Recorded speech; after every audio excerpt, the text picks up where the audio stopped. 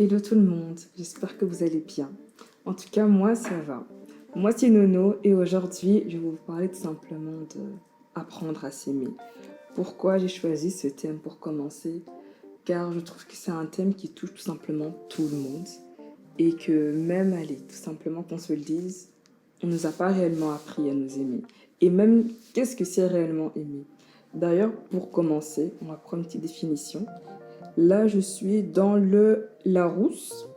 Du coup, il y a celle qui me parle le plus, c'était la première qui parle simplement, enfin qui dit plutôt, avoir pour quelqu'un quelque chose, de l'affection, de la tendresse, de l'amitié ou de la passion.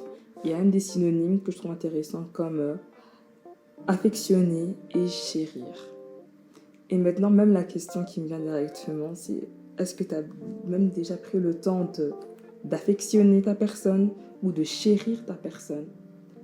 Souvent même, on le fait, mais beaucoup plus de manière extérieure.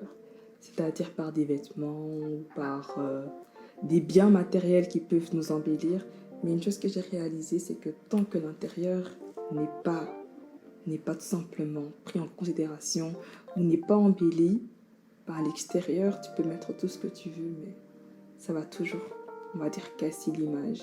Et du coup, moi, je suis vraiment là pour qu'on puisse prendre le temps de faire ressortir tout ce qu'il y a de beau à l'intérieur. Parce que je pars du principe et même du point de départ que nous avons tous de la valeur, mais après, c'est à nous de savoir tout simplement l'exposer, tout simplement. L'exposer, la partager devant tout le monde, afin que tout le monde aussi puisse reconnaître.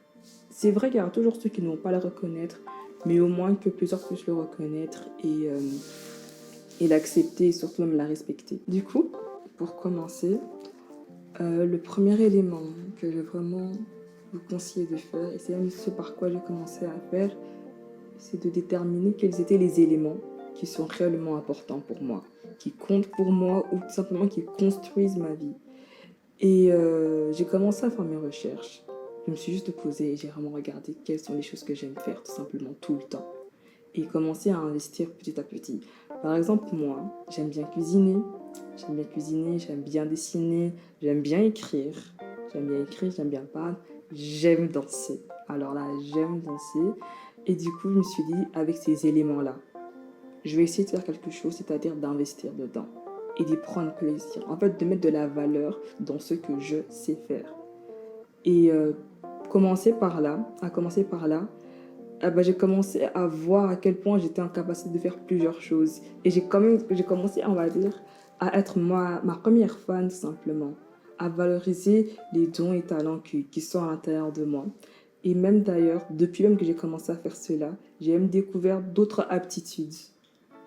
Et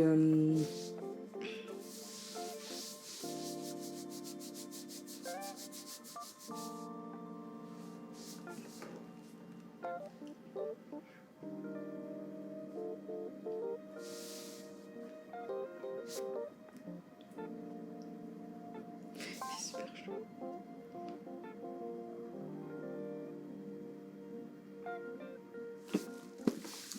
Du coup, je disais donc que j'ai découvert même d'autres aptitudes. Et une des choses que j'ai réalisées depuis peu, c'est que la meilleure manière de pouvoir tout simplement apprécier sa personne ou s'aimer ou se valoriser, c'est investir en soi-même. Et quand je dis investir en soi-même, ce n'est pas partir courir loin, c'est prendre le temps de se connaître. Quelles sont les choses qui nous ressemblent?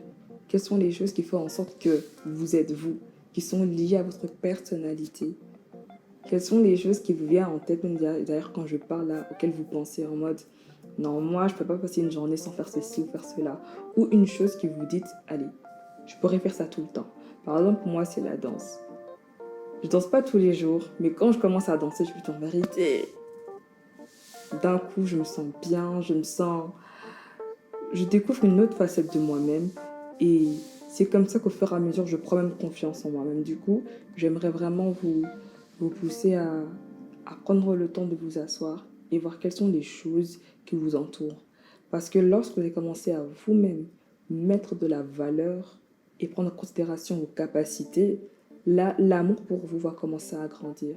D'ailleurs, dans la définition que j'avais prise, il y avait écrit tout simplement affectionner, apprécier et même chérir. Souvent, nous, on a l'habitude de pouvoir affectionner le comportement ou le talent de quelqu'un d'autre. On a l'habitude même de pouvoir chérir ce que l'autre fait, ce qui est totalement bien, pardon.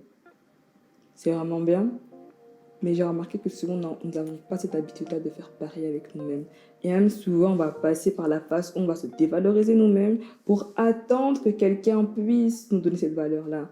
Sauf que souvent, peut-être pas tout le temps, et je me dis même heureusement, mais souvent on sera exposé à des personnes qui ne prendront même pas le temps de pouvoir nous donner en fait ce regard-là, nous donner cette valeur-là.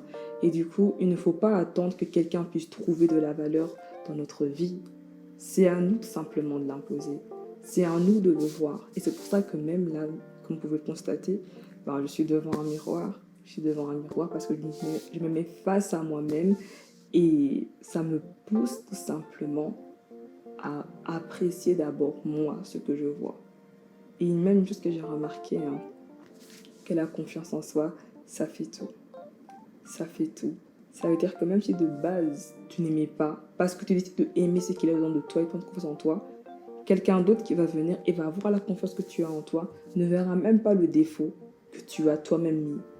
Moi, je fais à chaque fois l'expérience de cela, c'est que souvent quand on sort dehors et qu'on n'est pas très bien habillé et que notre état d'état, les autres vont le sentir. Et même on va même avoir des regards sur nous, on va dire ah, je ne suis pas bien habillée. Et là, souvent, on a juste envie, c'est de rentrer à la maison. Et moi, je me suis dit, peu importe les jours où je vois que ça va pas, je garde cette confiance en moi parce que personne ne va savoir que j'aime pas comment je me suis habillée. Et du coup, j'ai commencé à faire le test. Un jour, j'étais sortie, j'étais vraiment habillée en catastrophe. Je me suis dit, c'est pas grave. Je marche à tête haute. Je marche à tête haute. Étonnamment, j'ai reçu que des compliments. Oh, j'aime bien comment tu t'es habillée. J'aurais jamais associé ceci, cela. Et je dis, mais s'ils savaient que j'étais à l'autre pleurer dans le bus quand je t'ai vu comment comment je m'étais habillée. S'ils savaient, et là je vois que tout le monde aime, je dis waouh, c'est juste parce que je marchais tout simplement avec confiance. Et les gens ne voient pas directement cette phase-là. Pour vous dire que l'aspect physique là est d'abord déterminé par ce qu'il y a à l'intérieur. Parce que même souvent c'est l'inverse, tu peux être là mais tu t'es sapé comme jamais.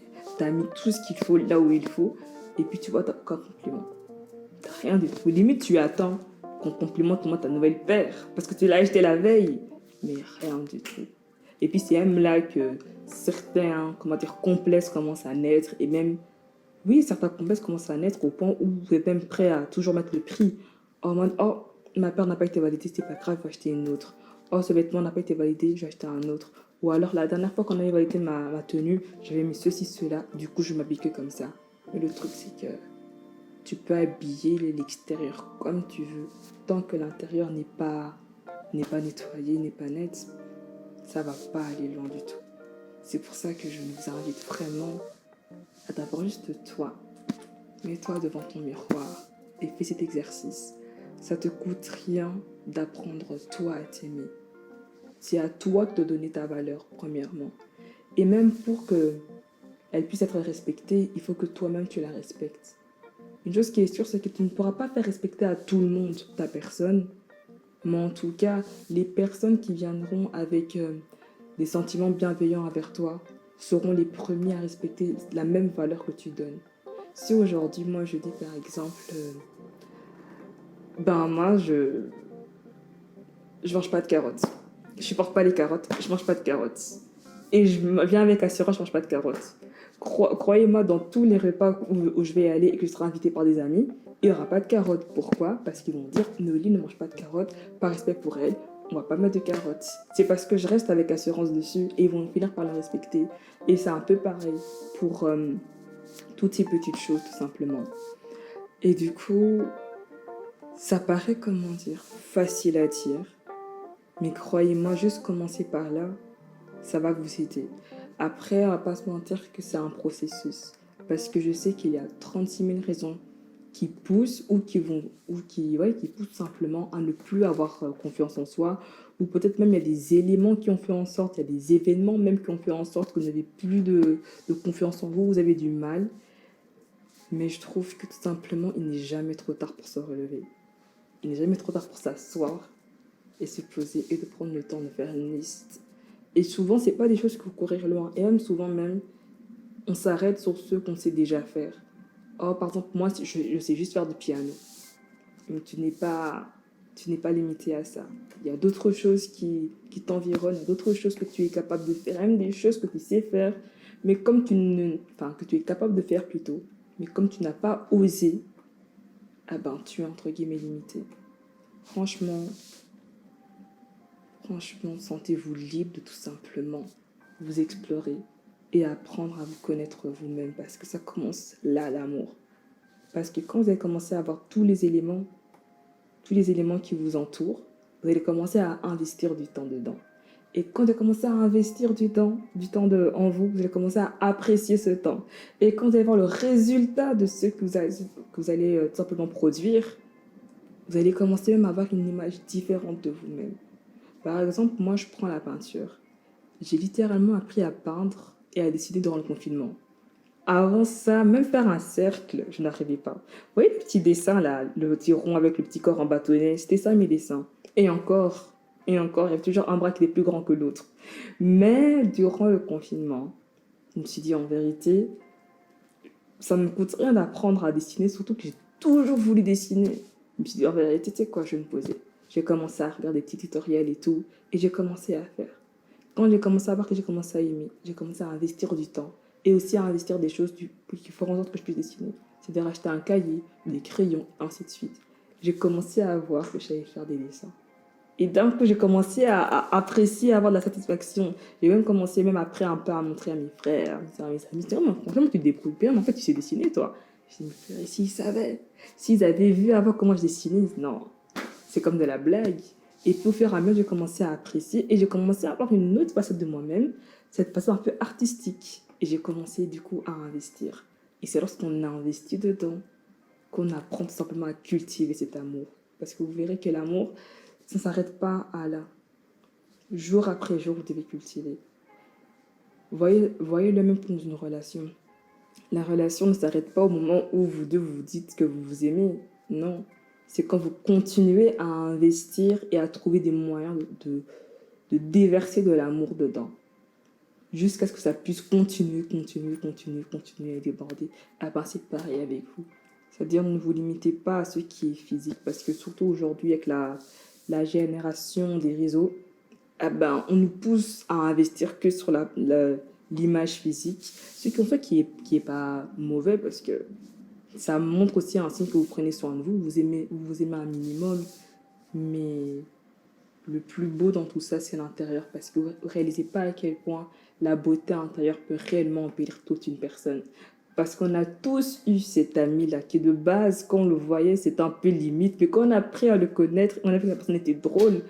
C'est comme si, on va dire, il y a une beauté qui a recouvert sa personne. Et même d'un coup, on ne sait pas se dire non, cette personne n'est pas beau, n'est pas belle. Non, parce qu'il y a un truc qui se dégage de cette personne. Son bon cœur, ou le fait que la personne a beaucoup d'humour, ou le fait que la personne a facile à partager, à donner, à recevoir, ou donne des bons conseils, ou juste le fait que la personne soit disponible pour vous.